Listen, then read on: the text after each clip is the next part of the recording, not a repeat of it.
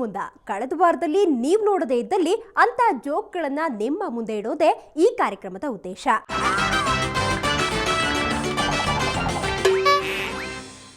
ಪ್ರತಿ ಸೋಮವಾರದಿಂದ ಶುಕ್ರವಾರದವರೆಗೆ ಸಂಜೆ ನಿಮಗಾಗಿ ನಿಮ್ಮ ಮನೆಗೆ ಬಂದು ನಗಿಸಿ ಹೋಗ್ತಾರೆ ಯಶವಂತ್ ಸರ್ ದೇಶಪಾಂಡೆ.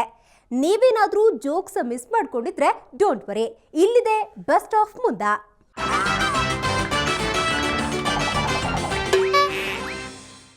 ಒಂದು ಹುಡುಗ ಅವ್ರ ಟೀಚರ್ ಕೇಳಿದ್ರಂತೆ, ನೀನು ನಿನ್ನ ತಂದೆ ಮತ್ತು ತಾಯಿ ಹೆಸರನ್ನು ಇಂಗ್ಲೀಷ್ನಾಗ ಟ್ರಾನ್ಸ್ಲೇಟ್ ಮಾಡಿ ಹೇಳ್ಬೋದೇನು? ಹುಡುಗ ಹ್ಞೂ ಅಂತಂತೆ ಇಂಗ್ಲೀಷ್ನಾಗ ಹೇಳ್ತಂತೆ, ರೈಸ್ ಫುಲ್. ಟೀಚರ್ ಗಾಬ್ರಿಯಾಗಿ ಏನು ಸರ್ ಅಂದ್ರೆ ಅನ್ನಪೂರ್ಣ ಅಂತ ಸರ್. ಮತ್ತು ಫಾದರ್ದು ಕಿಸ್ ಕಿಂಗ್ ಅಂದ್ರೆ ಮುತ್ತು ರಾಜ.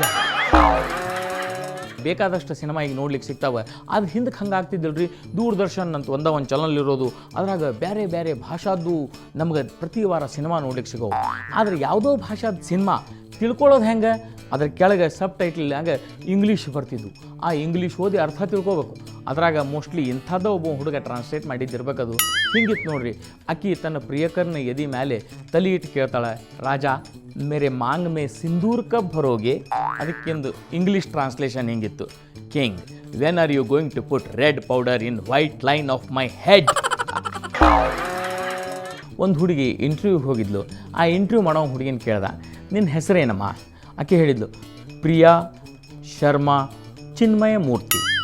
ಇದೇನಮ್ಮ ಇಷ್ಟು ದೊಡ್ಡ ಹೆಸರು, ಪ್ರಿಯಾ ಶರ್ಮಾ ಚಿನ್ಮಯ ಮೂರ್ತಿ, ಇಷ್ಟು ದೊಡ್ಡದ ಹೆಸರೆಲ್ಲ ಇಟ್ಕೋಬಾರ್ದು. ಈಗ ನೋಡಕ್ಕೆ ಅದನ್ನ ಶಾರ್ಟ್ ಫಾರ್ಮ್ ಮಾಡಿ ಹೇಳ್ಬೋದಾ? ಫಾರ್ ಎಕ್ಸಾಂಪಲ್ ಪೂತಿನ ಅಂದ್ರೆ ಪೂತಿ ನರಸಿಂಹಾಚಾರ್, ದ.ರಾ. ಬೇಂದ್ರೆ, ದತ್ತಾತ್ರೇಯ ರಾಮಚಂದ್ರ ಬೇಂದ್ರೆ. ಹಂಗೆ ನಿನ್ನ ಹೆಸರು ಹೇಳಿಕ್ಕೆ ಬರ್ತದೆ? ಆಕೆ ಅಂದ್ಲು, ಸರ್ ಯಾಕಮ್ಮ ಯಾಕೆ? ಯು ಟೆಲ್, ಒಂದು ಶಾರ್ಟ್ ಫಾರ್ಮ್ ಹೇಳು. ಸರ್ ನಂದು ಪಿಶಾಚಿ ಅಂತ ಆಗ್ತದೆ ಸರ್, ಯಾಕಂದ್ರೆ ಪ್ರಿಯಾ ಶರ್ಮಾ ಚಿನ್ಮಯ ಮೂರ್ತಿ. ಒಬ್ಬ ಹುಡುಗ ತನ್ನ ಹುಡುಗಿ ಇದ್ರಿಗೆ ಬಡಾಯಿ ಕುಚ್ಕೊಳಿಕ್ಕೆ ಹತ್ತಿದ್ದಂತ. ಈ ಶರ್ಟ್ ಅದಲ್ಲ 2000 ರೂಪಾಯಿ, ಜಾಕೆಟ್ 3500 ರೂಪಾಯಿ, ನನ್ನ ಶೂಸ್ 1200 ರೂಪಾಯಿ, ಬೆಲ್ಟ್ ಅದಲ್ಲ 800 ರೂಪಾಯಿ. ಅದಕ್ಕೆ ಹುಡುಗಿ ಹೇಳಿದ್ಲಂತೆ, ಮೊದಲು ಜಿಪ್ ಹಾಕೋ, ಒಳಗಿಂದ 75 ರೂಪಾಯಿ ಚಡ್ಡಿ ಕಾಣಿಸ್ಲಿಕ್ಕತ್ತದ. ಒಂದು ಸರ್ತಿ ಒಬ್ಬ ಟೀಚರ್ ಕೇಳಿದರು, ಹುಡುಗರೇ ಹೇಳ್ರು, ದಿನದಿನಕ್ಕೆ ಸಣ್ಣದಾಗುವಂಥ ಅಂದ್ರೆ ಒಂದು ವಸ್ತು ದಿನ ಸಣ್ಣದಾಕೋತಾ ಹೋಗ್ತದ ಯಾವುದು? ಅದಕ್ಕೆ ಅವ್ನು ಹುಡುಗಿ ಎದ್ನಿ ಅಂತ ಹೇಳಿದಂಥ ಟೀಚರ್, ನೋಡ್ರಿ ಹೋಟೆಲ್ನಾಗಿನ ಇಡ್ಲಿ ಮತ್ತು ವಡ ಹಂಗೆ ಹುಡುಗಿಯರ ಡ್ರೆಸ್ಸು ದಿನ ಸಣ್ಣವಾಗ್ತಾವೆ. ವಿನಾಯಕ್ ಮೂಡಲ್ಗಿ ಅನ್ನೋರು ನನ್ನ ಕಳಿಸ್ತಾರೆ 2 ಜೊಂಡಿಗೆ ಬಗ್ಗೆ. ಅವೆರಡು ಜೊಂಡಿಗೆ ಹಾಸ್ಪಿಟಲ್ನಾಗ ಅಡ್ಮಿಟ್ ಆಗಿದ್ವಂತ, ಒಂದ್ರ ಪಕ್ಕ ಒಂದು ಮಲಗಿಸಿದ್ರಂತೆ. ಅದಕ್ಕೆ ಫಸ್ಟ್ ಜೊಂಡಿಗೆ ಹೇಳ್ತಂತ ICUದಾಗ ಮಗಳದಕ್ಕೆ, ಏನು ನಿಮ್ಮದು ಹಿಟ್ಟ? ಇಲ್ಲಪ್ಪ ನಮ್ಮದು ಕಸ್ಬರಿ. ಈ ಹುಡುಗ ಭಾರಿ ಓಡಾಡಿದ್ದಾರೆ.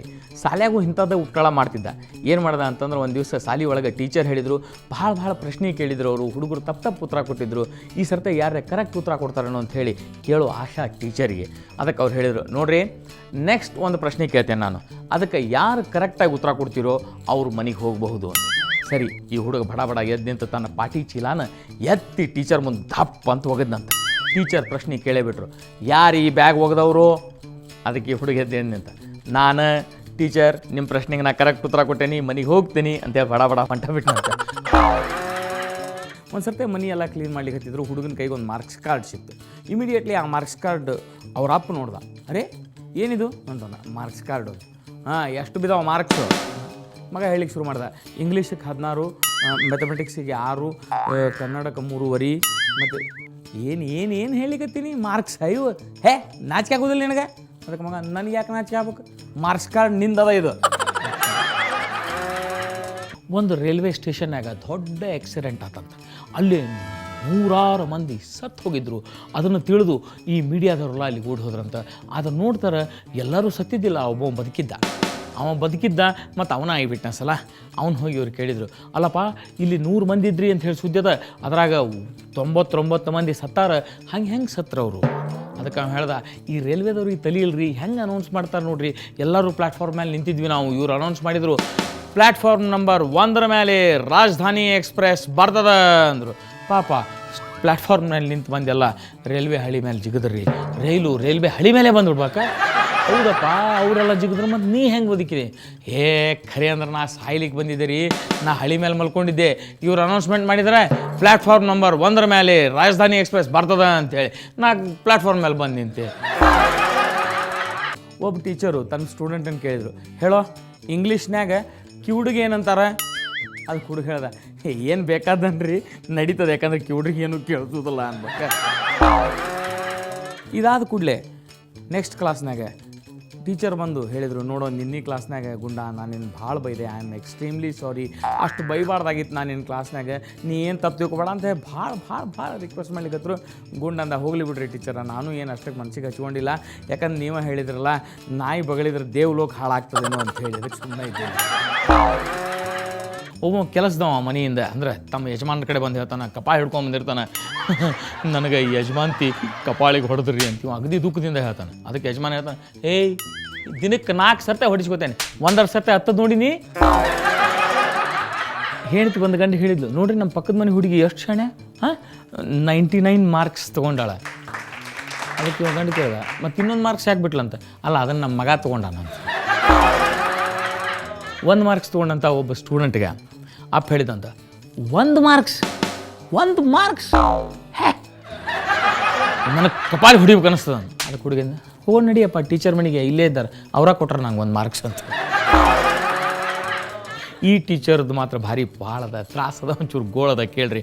ಒಬ್ಬ ಹುಡುಗಿದ್ದ, ಅವ ಹೈಸ್ಕೂಲ್ ಓದ್ತಿದ್ದ, ಪಾಪ ಎಲ್ಲ ಕ್ಲಾಸ್ನಾಗೂ 2 3 ಸರ್ತೆ ಫೇಲ್ ಆಗಿದ್ದ. ಹೆಂಗೋ ಮಾಡಿ 10ನೇ ತಾವಂದು ಪಾಸ್ ಮಾಡಿದ್ರೆ ಸಾಕಾಗಿತ್ತು ಅವಂಗೆ. ವಯಸ್ಸಾದ ಹುಡುಗ. ಆ ಟೀಚರ್ ಹೇಳಿಕತ್ತಿದ್ರು, ನೋಡ್ರಿ ನೀವು ದೇವರನ್ನು ತೀರಾ ಒಳ್ಳೆಯ ಮನಸ್ಸಿನಿಂದ ಭಕ್ತಿಯಿಂದ ಪ್ರಾರ್ಥಿಸಿದ್ರೆ ನೀವು ಪ್ರಾರ್ಥನೆ ಈಡೇರ್ತದೆ, ಎಲ್ಲ ಬರೋಬ್ಬರಿ ಆಗ್ತದೆ. ಈ ಹುಡುಗಿಯಿಂದ ಟೀಚರ್ ಎಲ್ಲ ಸುಳ್ಳೇ ಬೇಡ ಸುಮ್ಮನೆ ಯಾಕೋ ಏನಾಯ್ತು? ಖರೆ ಅಂದ್ರೆ ನನ್ನ ಪ್ರಾರ್ಥನಾ ಇಷ್ಟೊತ್ತಿಗೆ ದೇವ್ರು ಕೇಳಿಸ್ಕೊಂಡಿದ್ದ ಅಂದ್ರೆ ನೀವು ನನ್ನ ಹೆಂಡತಿ ಆಗಿರ್ತಿದ್ರಿ. ತೆಂಗಿನ ಮರ ಹತ್ತಿ ನೋಡಿದರೆ ಉಡುಪಿ ಕಾಲೇಜಿನ ಹುಡುಗಿಯರು ಕಾಣಿಸುತ್ತಾರೆ. ವಾವಾ ಅಂದರು. ತೆಂಗಿನ ಮರ ಹತ್ತಿ ನೋಡಿದರೆ ಉಡುಪಿಯ ಕಾಲೇಜ್ ಹುಡುಗಿಯರು ಕಾಣಿಸುತ್ತಾರೆ. ಹಿಂದಿನಿಂದ ಯಾರೋ ಒಬ್ಬ ಅಂದ್ರೆ, ಕೆಳಗೆ ಬಿದ್ದರೆ ಮಣಿಪಾಲ್ ಹಾಸ್ಪಿಟಲ್ನ ನರ್ಸ್ ಕಾಣಿಸುತ್ತಾರೆ. ಇನ್ನಷ್ಟು ಜೋಕ್ಗಳ ಜೊತೆ ಬರ್ತೀವಿ ಒಂದು ಬ್ರೇಕ್ನ ನಂತರ.